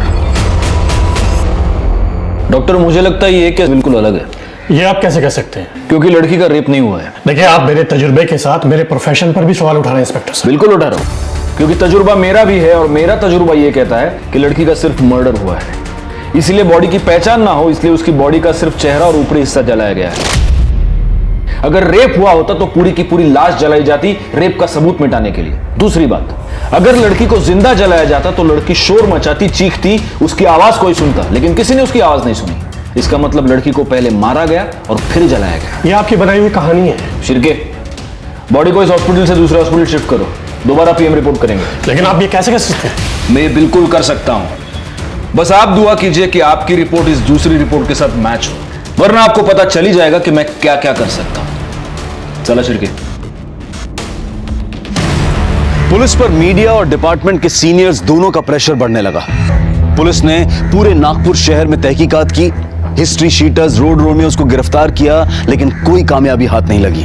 जिन लड़कियों की मिसिंग कंप्लेंट दर्ज हुई थी उनके घर वालों को बुलाकर शिनाख्त करवाई गई, पर किसी ने कोई पहचान नहीं दिखाई। आखिर कौन थी ये लड़की और क्या इस अनजान लड़की की मिसिंग कंप्लेंट दर्ज भी हुई थी? पुलिस ने अपने प्रयासों में कोई कमी नहीं छोड़ी और आखिरकार उन्हें इस केस से जुड़ा पहला क्लू मिला। इंस्पेक्टर साहब, हमारे जो पड़ोसी है ना, उनकी बहू बहुत दिन से गायब है और वो जो लोग हैं उसे ढूंढने की कोशिश भी नहीं कर रहे हैं, ना कि उसके मायके के लोगों को कुछ बता रहे हैं। क्या नाम है लड़की का? प्रिया। और पति का? रोशन वाघमारे।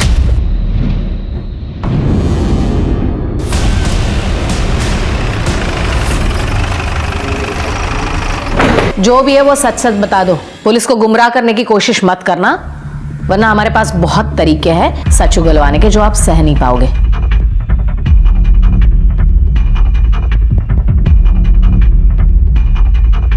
किसके लिए? जी मैडम, वो आपके लिए। हाँ बताइए। वो अपने बॉयफ्रेंड के साथ भाग गई। कब और आपको कैसे पता वो बॉयफ्रेंड के साथ भाग गई? उस रात एक हॉर्न की आवाज सुन के मेरी नींद खुली। इतनी रात में कौन हॉर्न बजा रहा है ये देखने के लिए मैं खिड़की पे आया।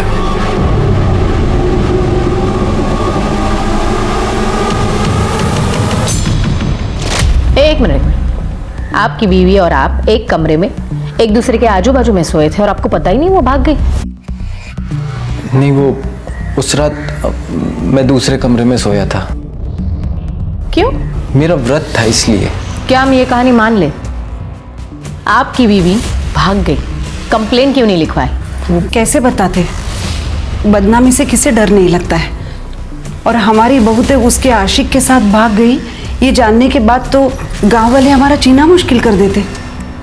आपको भी डर था बदनामी का? इज्जत कमाने में सालों लग जाते हैं। देख, 2 कौड़ी की लड़की के लिए इज्जत को कैसे दांव पे लगा सकते हैं? ये बताइए उसके बॉयफ्रेंड का नाम क्या है? उसका नाम शायद नवीन था। शिरके, प्रिया की मोबाइल सर्विलेंस पे लगा दो, उसकी कॉल डिटेल्स निकलवाओ, पता करो वो सबसे ज्यादा किससे बात करती है। एक बार उसके बॉयफ्रेंड का पता चलेगा तो उस तक पहुंचना आसान होगा।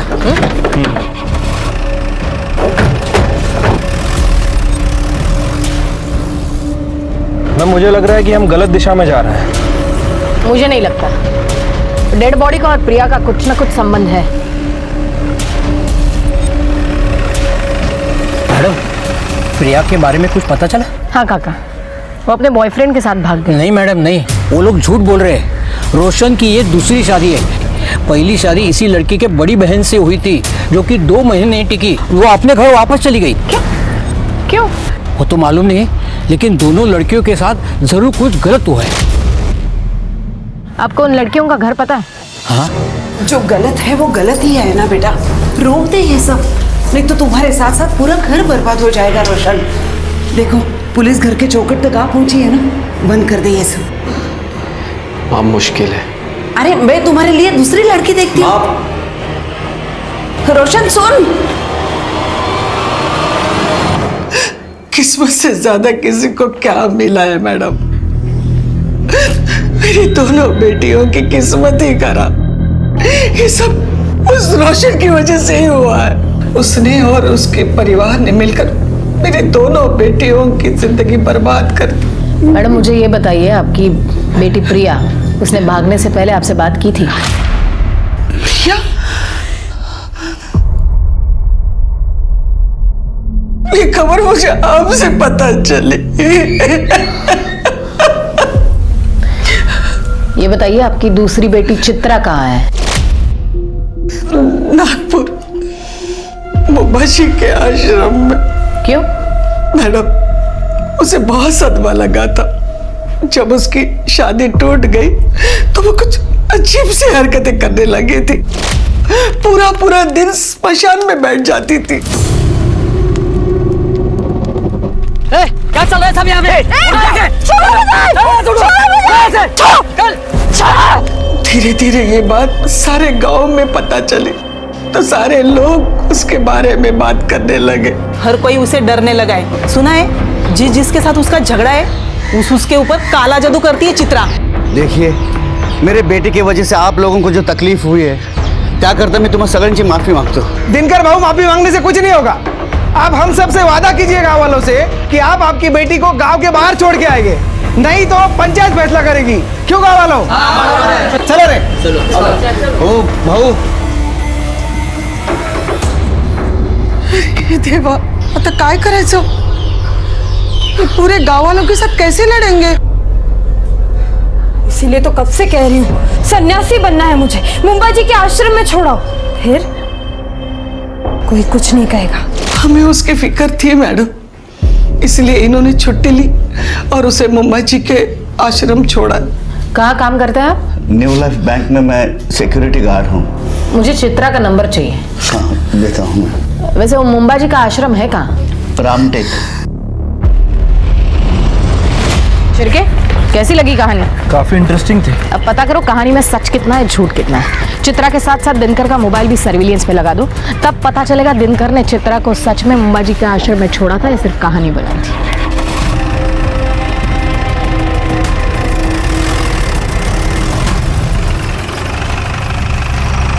Good morning sir. Good morning. 2 PM report आ गई है। आपने सही कहा था, लड़की का रेप नहीं हुआ है सर। पहले उसे गोली मारी गई, फिर उसे जलाया गया। मैं जानता था। चित्रा और प्रिया के मोबाइल का क्या हुआ? सर, दोनों के फोन अभी तक स्विच ऑफ है। इनफैक्ट दोनों के फोन नागपुर में ही स्विच ऑफ हुए थे। इसका मतलब चित्रा भी आश्रम में नहीं है। और दिनकर की phone location? Sir, mobile location के हिसाब से दिनकर ने ही चित्रा को मुंबा जी के आश्रम में छोड़ा था। सर, एक्चुअली PM रिपोर्ट में और एक चौंका देने वाली बात है। क्या? विक्टिम के बॉडी में मेल्टेड बुलेट मिली है sir. Melted bullet? Yes. Dinkar bank का सिक्योरिटी गार्ड है, उसके पास राइफल तो होगा ही। ये दिनकर और रुक्मिणी जरूर हमसे कुछ छुपा रहे हैं। एक ही घर की 2 लड़कियां गायब होती हैं और ना मायके वालों को कुछ पड़ी है ना ससुराल वालों को। कहीं ये लाश इन दोनों बहनों में से किसी एक की तो नहीं है? लेकिन अगर हम सही दिशा में जा रहे हैं तो ये दोनों बहनें नागपुर से इतनी दूर मर्डर स्पॉट पर उस खेत में क्या करने गई थी? नहीं नहीं, कुछ तो है जो हमसे छूट रहा है। एक काम करो, दिनकर और सावित्री का डीएनए इस लाश के साथ मैच करो। इन दो बहनों में से किसी एक का मिलना हमारे लिए बहुत जरूरी है। और शिर्के, तुम मुंबाजी आश्रम हो सकता है वहां कुछ लीड मिल जाए। ठीक है सर।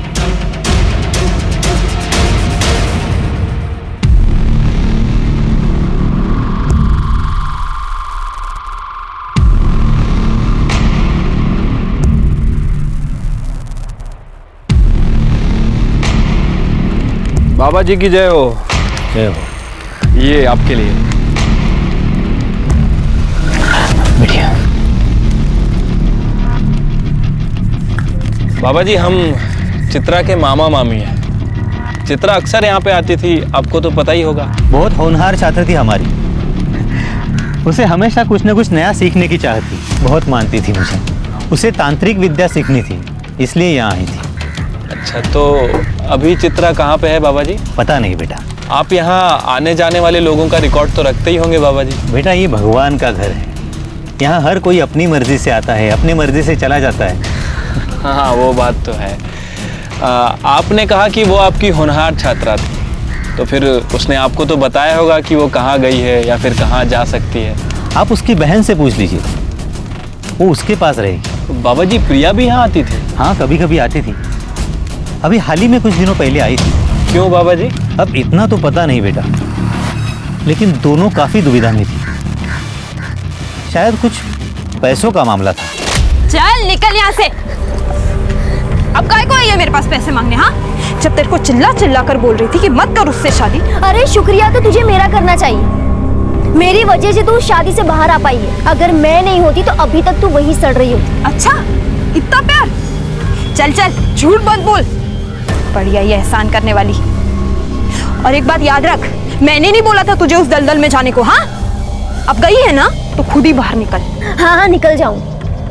मुझे पैसे की जरूरत। मेरे पास कहाँ है पैसे? ठीक है, तू बाबा को फोन लगा और बोल तेरे हिस्से के जो पैसे है ना वो मुझे दे दे। तू जानती नहीं है दीदी, नवीन को पाने के लिए मैंने उस घटिया रोशन से शादी की है। मतलब समझ रही है मैं क्या क्या कर सकती। चल ला पैसे निकाल। की दे रही है मुझे? जा, नहीं देती पैसे। जो करना है कर ले, चल जा। दोनों बहनें गायब थी। दोनों में पैसों की वजह से अनबन हो चुकी थी। क्या ये कारण था उन दोनों में से किसी एक के कत्ल का, या फिर कारण कुछ और था जहां पुलिस अभी तक पहुंच नहीं पाई थी? सावित्री और दिनकर की डीएनए रिपोर्ट से यह साबित हो चुका था कि कत्ल चित्रा या प्रिया में से किसी एक का हुआ था, लेकिन किसका? और आखिर इसके पीछे की वजह क्या थी? मेरे बच्चे। दूसरी रिपोर्ट से यह साबित हो गया था कि लड़की का बलात्कार नहीं हुआ था, और उसके शरीर में मिली मेल्टेड बुलेट यह बता रही थी कि उसकी गोली मारकर हत्या की गई थी। क्या राइफल याद है? इसी से मारा ना अपनी बेटी को? नहीं नहीं मैडम, भला मैं क्यों मारूंगा अपने बेटी को? क्या वजह हो सकती है? अगर तुमने चित्रा को मारा है तो वजह यह है कि तुम उससे तंग आ गए थे, क्योंकि चित्रा अपनी शादी तोड़कर तुम्हारे पास वापस आ गई थी, तुम्हारी नाक कट गई थी। और अगर तुमने प्रिया को मारा है तो उसकी वजह भी हम पता लगा लेंगे। नहीं साहब, मैं सच बोल रहा हूँ, मैंने किसी को नहीं मारा है। आप यकीन कीजिए मेरा। फिर ये राइफल खाली क्यों है? साहब कैसे सांगू तुम्हाला, हमें बुलेट्स घर लाने के लिए अलाउड नहीं है, और वैसे भी ड्यूटी खत्म होते ही मैं बुलेट्स सरेंडर कर देता हूँ। अच्छा, इस कागज में साफ लिखा है कि तुमने 2 एक्स्ट्रा बुलेट्स खरीदी थी, उसका क्या? साहब वो दशहरे के दिन शस्त्र पूजा होती है ना, उस दिन मैं एक बुलेट फायर करता हूँ। पिछले साल भी दशहरे के दिन मैंने एक बुलेट फायर की थी। और दूसरी बुलेट सीधे अपनी बेटी पे फायर की है ना? नहीं नहीं साहब, वो बुलेट जो है ना, एक बुलेट वो मैं शिकार पे गया था तभी फायर की थी मैंने। झूठ बहुत अच्छा बोलता है रे तू, लेकिन बैलिस्टिक रिपोर्ट से ये पता चल जाएगा कि तूने अपनी बेटी का मर्डर किया है या नहीं। पुलिस अभी तक इस नतीजे पर नहीं पहुंची थी कि आखिर कत्ल किसका हुआ है, प्रिया का या चित्रा का। केस अंदर ही अंदर नया जाल बुन रहा था, और तभी पुलिस के हाथ इस केस की सबसे महत्वपूर्ण कड़ी लगी। प्रिया का बॉयफ्रेंड नवीन, जो अब तक फरार था।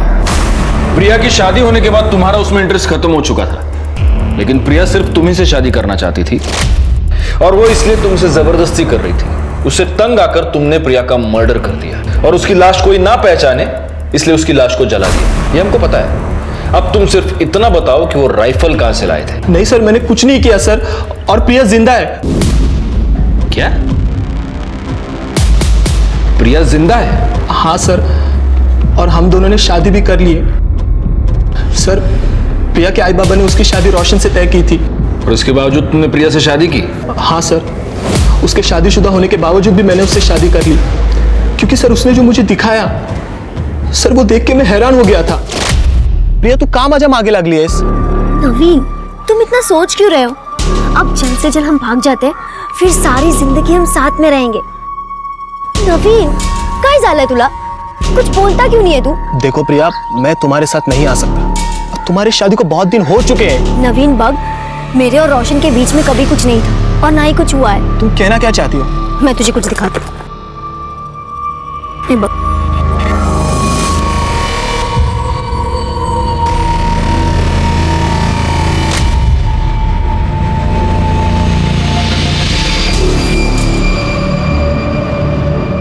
मुझे तो रोशन और उसके बॉयफ्रेंड प्रतीक पर ही शक है। उन दोनों ने मिलकर ही खून किया होगा। हो सकता है गुप्ता मैडम, लेकिन वो राइफल कहां से आया इन दोनों के पास? अगर मर्डर वेपन के बारे में कोई सबूत हमें मिल जाए तब हमारा शक जायज है। सर, इस नवीन का क्या करना है? एक काम करो, नवीन को लेकर उसके गांव वाले घर जाओ, वहां पर प्रिया होगी, उसे कस्टडी में लेना। और एक काम करना, उस घर की तलाशी भी लेना, हो सकता है वहां हमें कोई राइफल मिल जाए।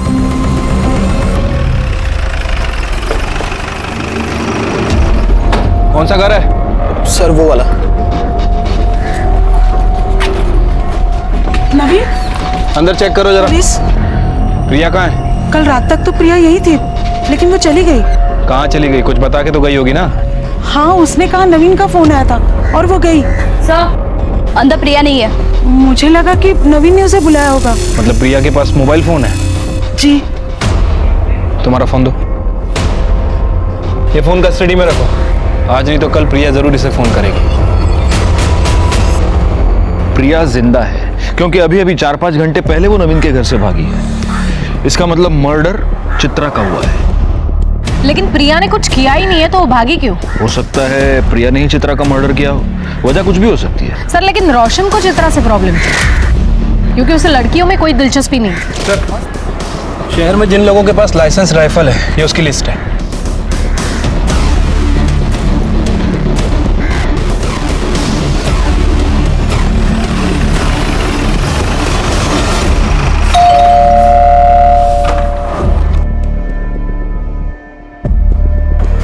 जी? इतना शॉक होने की जरूरत नहीं है।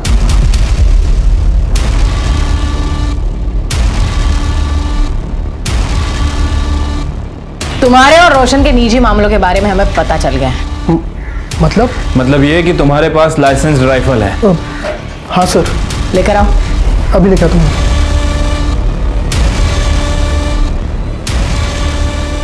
बुलेट्स कहाँ है? हाँ सर।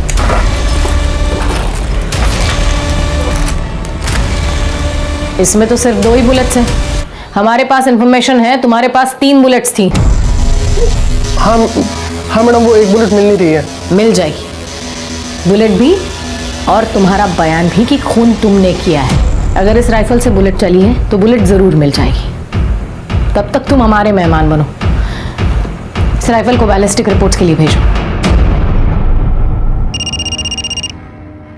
सर, नवीन का फोन बज रहा है। जल्दी से सर और मैडम को बुला के लाओ। हो सर। नवीन, तुम्हारा फोन बज रहा है, लैंडलाइन से, शायद प्रिया का हो सकता है। स्पीकर ऑन करो और बात करो। हेलो नवीन, कहाँ हो तुम? प्रिया, तुम ठीक तो हो ना? प्रिया, तुम्हारी आवाज ऐसी क्यों आ रही है? नवीन बताओ ना, कहाँ हो तुम? प्रिया, मैं यही हूँ। तुम मुझे बताओ, तुम कहाँ हो? मुझे बहुत डर लग रहा है नवीन, कुछ ठीक नहीं लग रहा है। प्रिया, तुम शांत हो जाओ, पहले मुझे बताओ तुम कहाँ हो? नवीन, मुझे बहुत डर लग रहा है। प्रिया, इस वक्त नवीन हमारी कस्टडी में है और सेफ है। मैं पुलिस डिपार्टमेंट से बात कर रही हूँ। Police department? तुम्हें डरने की जरूरत नहीं, तुम भी हमारे साथ सेफ हो। बस इतना बताओ, इस वक्त तुम हो कहाँ? मुझे फिर से वहां नहीं जाना। मुझे रोशन और उसके घर वालों के बीच नहीं जाना मैम, प्लीज। प्रिया, तुम्हें डरने की कोई जरूरत नहीं है। उस वजह से हम तुम्हें नहीं ढूंढ रहे हैं। मेरी बात ध्यान से सुनो, हमें तुम्हारी मदद की जरूरत है। तुम्हारी बहन चित्रा को किसी ने जान से मार दिया है। मार दिया? बस इतना बताओ तुम हो कहाँ, हम तुम्हें लेने आ रहे हैं।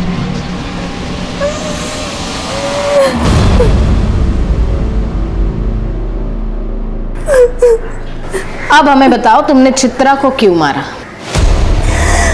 मैंने ऐसे कुछ नहीं किया है मैडम। मैं अपनी ताई को क्यों मारूंगी? तुम झूठ बोल रही हो। सच ये है कि तुम मंबाजी आश्रम गई थी चित्रा से मिलने के लिए। वहां पर तुम्हारा और चित्रा का झगड़ा हुआ। झगड़ा पैसों को लेकर हुआ था। तुमने चित्रा के पास पैसे मांगे, चित्रा ने तुम्हें पैसे देने से इनकार कर दिया। इसलिए फिर तुमने कॉल करके चित्रा को बुलाया और उसका मर्डर कर दिया। नहीं सर, ये सब झूठ है। मैंने मेरी ताई को नहीं मारा और हमारे बीच कोई झगड़ा भी नहीं हुआ था। अवधूत ने तो हमें बताया तुमने चित्रा को जान से मारने की धमकी दी थी। नहीं मैम, ये सब झूठ है। धमकी दे रही है तू मुझे? जा, नहीं देती पैसे, जो करना है कर ले, चल जा। धमकी नहीं दे रही हूँ दीदी, मैं खुद बहुत परेशान हूँ। मैं नवीन से बहुत प्यार करती हूँ दीदी, और सिर्फ आप ही हो जो मेरी मदद कर सकते हो। मैं नवीन से शादी करना चाहती हूँ। उसके लिए मुझे थोड़े पैसों की जरूरत है, और मैं आपको वादा करती हूँ कि मैं आपको सारे पैसे लौटा दूंगी। बस अपनी बड़ी बहन से थोड़ी मदद मांगने आई। तुझे नवीन से शादी करनी थी तो उस रोशन से शादी क्यों की? तुझे क्या लगता है आई बाबा नवीन के साथ शादी करने के लिए तैयार हो जाते? नहीं, इसलिए मैंने प्लान बनाया कि मैं रोशन के साथ शादी करूंगी, फिर उसको छोड़ के भाग जाऊं। और मैंने वैसा ही किया दीदी। दीदी प्लीज मेरी मदद कर दे, प्लीज दीदी। ठीक है, तू एक काम कर, तू जा और सारी तैयारियां कर, पैसों का बंदोबस्त हो जाएगा। पर दीदी तू इतने पैसे लाएगी कहाँ से? तेरे ससुर से। और वो तुझे पैसे क्यों देंगे? उन्हें देना ही होगा। काम जो ऐसे किए हैं उन्होंने, हर चीज का हर्जाना भुगतना पड़ेगा। आप यहाँ क्या कर रहे हैं? काय झालं का? घाबरू नको। छोड़िए मुझे। थाम थाम थाम थाम। तुम अभी जवान हो, तुम्हारी भी कुछ जरूरत है ना? मैं है ना, मैं पूरा करूंगा तुम्हारी जरूरत। हाँ। छोड़िए मुझे। तुमने चित्रा के साथ जबरदस्ती की, बाद में चित्रा ने तुम्हें ब्लैकमेल करना शुरू किया, तुमसे पैसे मांगने शुरू किए, और इसलिए तुमने उसका मर्डर कर दिया। देखो सच सच बता दो, वरना शिरके और भी तरीके जानता है मुंह खुलवाने के। शिरके मर विक्रम, बता। हाँ मैं मानता हूँ मैंने चित्रा के साथ जबरदस्ती की थी, लेकिन मैंने उसे नहीं मारा साहब, बल्कि वो मुझे मारना चाहती थी। वो क्यों? चित्रा मुझे आश्रम से फोन किया करती थी, कहती थी कि मैंने उसके साथ जो भी किया वो उसका बदला लेगी, काला जादू करके मुझे मार डालेगी। मैं बहुत डर गया था साहब, बहुत डर गया था मैं। अगर काला जादू करके किसी को मारा जा सकता तो दुनिया के सारे इंसान एक दूसरे को अब तक खत्म कर चुके होते। मैं सच कह रहा हूँ साहब, मैंने कुछ नहीं किया मैंने। तू ऐसे सच नहीं बोलेगा। शिरके इसके सारे कॉल रिकॉर्ड्स निकालो, पता करो ये किसके इसके साथ कांटेक्ट में था, कहां जाता था, और सबसे जरूरी बात, इस पर रेप केस फाइल करो। कौन सा रेप साहब? बताने वाली तो मर चुकी है, बॉडी कुछ नहीं कह सकती, और रेप को तो बहुत दिन हो गए, अब कुछ नहीं साबित हो सकता। सर कृष्णा सही कह रहा है, कृष्णा ने रेप किया है प्रूव करना बहुत मुश्किल है।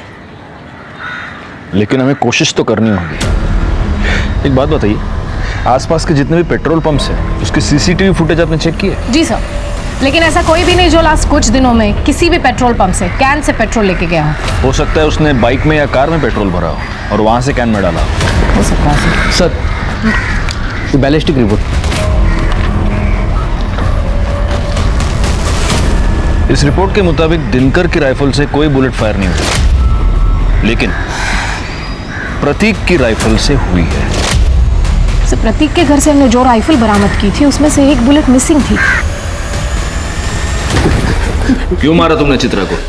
वो तो तुम्हें छोड़कर चली गई थी। नहीं सर, मैंने नहीं मारा चित्रा को। तो फिर प्रतीक ने मारा होगा, क्योंकि गोली तो तुम्हारी राइफल से चली थी। नहीं मैडम, मुझे उस बारे में कुछ भी नहीं पता। उस रात तुम दोनों साथ थे ना? हाँ सर, पर हम लोग जल्दी सो गए थे। झूठ बोल रहे हो तुम, क्योंकि चित्रा की डेड बॉडी में जो मेल्टेड बुलेट मिली है वो तुम्हारी बुलेट से मैच करती है। हो सकता है तुम दोनों ने मिलकर उसका मर्डर किया। ऐसा कुछ भी नहीं है, वो दोनों मुझे छोड़ के चली गई थी। हम दोनों का रास्ता साफ था, हम लोग ऐसा क्यों करेंगे?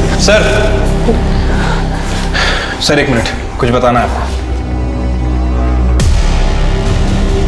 सर मैंने कृष्णा के कॉल रिकॉर्ड चेक किए थे। सर मुझे लग रहा है कि मुजरिम हमारी आंखों के सामने ही था, लेकिन हम उसे पहचान नहीं पाए। मतलब? सर फोन रिकॉर्ड के हिसाब से आबाजी ने चित्रा को फोन किया था। ये आबाजी कौन है? सर आबाजी वही आदमी है जिसने सबसे पहले हमें लाश के बारे में इंफॉर्मेशन दी थी। हाँ सर, और इसके बाद मैंने आबाजी के कॉल रिकॉर्ड चेक किए। सर पता चला है कि वारदात के ठीक एक दिन पहले आबाजी ने चित्रा को फोन किया था, और वारदात वाली रात चित्रा ने आबाजी को फोन किया।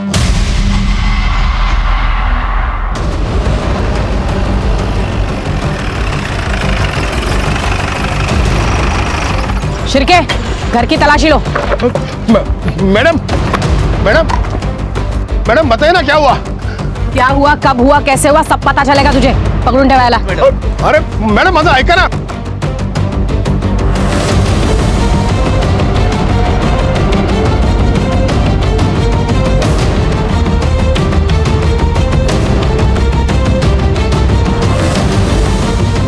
मैम, अंदर एक कैन और पाइप मिला है।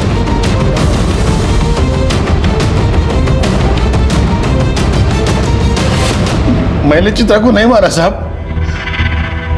मैं उसे क्यों मारूंगा? वो मुझे जानती तक नहीं थी। वो तुम्हें जानती नहीं थी, लेकिन फिर भी तुम उसको फोन करते थे। मर्डर के एक दिन पहले तुमने चित्रा को फोन किया था। मर्डर वाले दिन चित्रा ने तुम्हें फोन किया था, कृष्णा ने भी तुम्हें फोन किया था। ये सब इत्तेफाक है। इतना ही नहीं, मर्डर वाले दिन तूने अपनी बाइक में पेट्रोल भरवाया, और वो भी फुल टैंक। सीसीटीवी फुटेज में दिख रहा है पेट्रोल पंप की। अगले दिन तूने फिर पेट्रोल भरवाया, और उस दिन तो तू गांव से बाहर भी नहीं गया। 10 लीटर पेट्रोल पी गई तेरी बाइक। हाँ, ये ऐसे नहीं बोलेगा। रिका में सर, क्या कृष्णा लगे उन्हें? साहब, इन्होंने मुझे फोन नहीं किया था। झूठ मत बोलो, हमारे पास सबूत है कि इसने तुम्हें फोन किया था। आबाजी ने खुद बताया कि उन्होंने तुम्हें फोन करके बताया चित्रा वहां पर पहुंच चुकी है, तुम भी पहुंच जाना। तुम वहां पर पहुंचे और चित्रा का खून किया। खोटे थे, झूठ है साहब। तो सच क्या है? जब से वो चित्रा मुझे धमकी देने लगी है, मैं तो घर से बाहर भी नहीं निकला। मेरा फोन भी रुक्मिणी के पास था। झूठ मत बोलो। मतलब तुमने फोन कृष्णा को नहीं, रुक्मिणी को किया था? मेरे पास चित्रा को मारने के अलावा कोई रास्ता नहीं था। मेरे पति को बचाने के लिए मुझे ये करना पड़ा। इनकी जान को खतरा था चित्रा से। अरे क्या हुआ आपको? चलो चलो ऊपर बैठिए, ऊपर बैठिए। ये क्या हो गया, क्या हो गया आपको? क्या हुआ, क्या मुझे बताइए। चित्रा ने जादू कर रखा है मुझ पर। जादू। क्या हुआ? क्या हुआ? वो काला काला जादू जानती है, छोड़ेगी नहीं मुझे। चलिए मत, सब ठीक कर दूंगी। इन्हें जरूर कुछ हुआ है। मुझे डर है कहीं ये पागल ना हो जाए। मुझे पता है ये सब उस चित्रा का किया धरा है। आप उसे कह दीजिए, उसे जितने पैसे चाहिए ना, हम देने के लिए तैयार हैं, लेकिन इन्हें कुछ नहीं होना चाहिए। देखो चित्रा, रुक्मिणी जी तुम्हें जितने पैसे चाहिए उतने देने के लिए तैयार है, लेकिन इसके आगे तुम कृष्णा जी को कभी परेशान नहीं करोगी, ना उनसे मिलोगी, ना उनको फोन करोगी। ठीक है। चित्रा ने मुझे फोन किया था। क्यों आ रही है? अरे तुम आ गई बेटी, आओ। नमस्कार काका। नमस्कार नमस्कार। पैसों का इंतजाम हो गया है, वो पैसे लेके आते होंगे। तुम बैठो ना, बैठो। वो आ गई है, तुम लोग जल्दी आओ। हाँ ठीक है। मैं रोशन के कमरे में गई। मैंने देखा रोशन और प्रतीक गहरी नींद में थे। मैंने प्रतीक की जेब से उसके घर की चाबी निकाली और चुपचाप वहां से चली गई। बाहर मनोहर मेरा इंतजार कर रहा था। उसके साथ उसका एक दोस्त भी था। मनोहर ने अजय को पैसों का लालच देके इस काम में शामिल कर लिया था। वो देखो सामने बैठिए, सामने बैठो। चलो चलो चलो। पकड़ उसे। कौन हो तुम लोग? बंदूक? अरे चलो जाओ। प्रतीक की बंदूक लेके हम वहां पहुंचे और चित्रा खुद जान पाए उसके पहले ही उसका मुंह बंद कर दिया और उसे बचाओ! अबे रुक! पकड़ उसे! रुक! गोली की आवाज आबाजी के लिए इशारा था। ये पेट्रोल लेके खेत में पहुंचे। चित्रा का मर्डर भले ही रुक्मणी ने करवाया था, लेकिन इसके पीछे की सोच हमारे रूढ़िवादी समाज से आती है। रुक्मणी ने अपने बेटे की होमोसेक्सुअलिटी को छुपाने के लिए उसकी जबरदस्ती शादी करवाई, अपने घर में अपने ही बेटे और अपने पति द्वारा उस पर अत्याचार होने दिया और चुप रही। और जब चित्रा बागी हो गई तो उसे मरवा दिया। गलती चित्रा की भी थी, जिसने सब कुछ चुपचाप सहा और गलत तरीके से कृष्णा से बदला लेने की कोशिश की और अपनी जान गंवा बैठी। ये बात याद रखना बहुत जरूरी है कि बुराई से बुराई पर जीत नामुमकिन है। इंसाफ की लड़ाई सिर्फ और सिर्फ सच से जीती जा सकती है। अब मैं अनूप सोनी आपसे विदा लेता हूं। फिर मुलाकात होगी क्राइम पेट्रोल सतर्क के ब्लैक हेडलाइंस अध्याय में एक और नए केस के साथ। और याद रखें, क्राइम और आपके बीच में सिर्फ इतना फर्क है कि आप कितने सतर्क हैं। सतर्क रहें, सुरक्षित रहें। जय हिंद। इस तरह के और भी एपिसोड देखने के लिए हमारे चैनल को सब्सक्राइब करें और बेल आइकन दबाना ना भूलें।